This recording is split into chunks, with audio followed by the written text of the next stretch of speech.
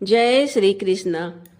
शरद पूर्णिमा उस रात को मनाई जाती है जब भगवान श्री कृष्ण और ब्रज की गोपियों के बीच रासलीला अर्थात एक गोलाकार नृत्य हुई थी। इस दिव्य नृत्य में भाग लेने के लिए स्वयं भगवान शिव गोपीश्वर महादेव का रूप धारण किए थे।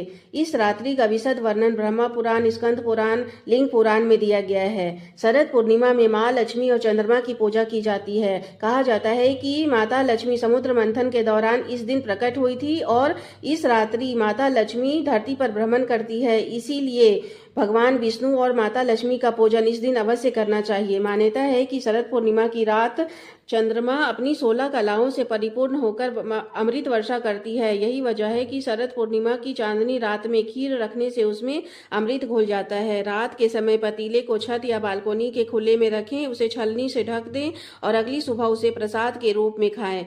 चंद्रमा की पूजा करने के लिए स्नान करके स्वच्छ वस्त्र पहन ले। चंद्रोदय के बाद एक कलश में जल, कच्चा दूध, चावल, मिश्री, चंदन, सफेद फूल जो भी आपके पास उपलब्ध हो डालकर कलश में चंद्र के तरफ मुख करके और चंद्र को अर्पित करें। इस तरह आप अपना मनोकामना बोले तो आपकी सारी मनोकामनाएं पूर्ण होंगी।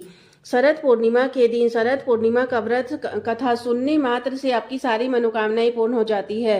चैनल को सब्सक्राइब कर लें ताकि ठीक समय पर आपको सारी जानकारी मिल जाए और आप चैनल को सब्सक्राइब कर इस कथा को जन जन तक पहुंचाकर पुण्य के भागी हो सकें।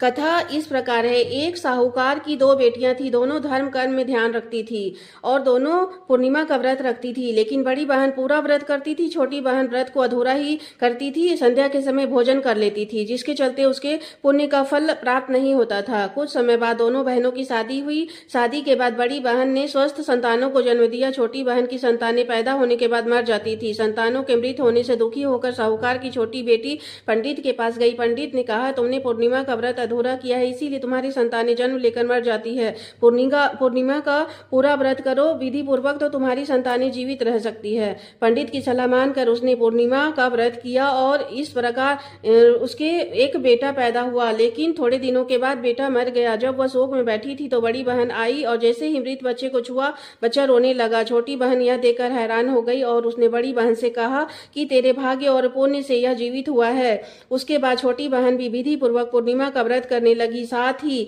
उसने अन्य लोगों को भी व्रत करने की सलाह दी और उन्हें व्रत की महिमा बताई। शरद पूर्णिमा व्रत करने से कुंडली में चंद्रमा मजबूत होता है और इससे जातक के हर कार्य में सफलता मिलती है, उसकी मनोकामना पूर्ण होती है।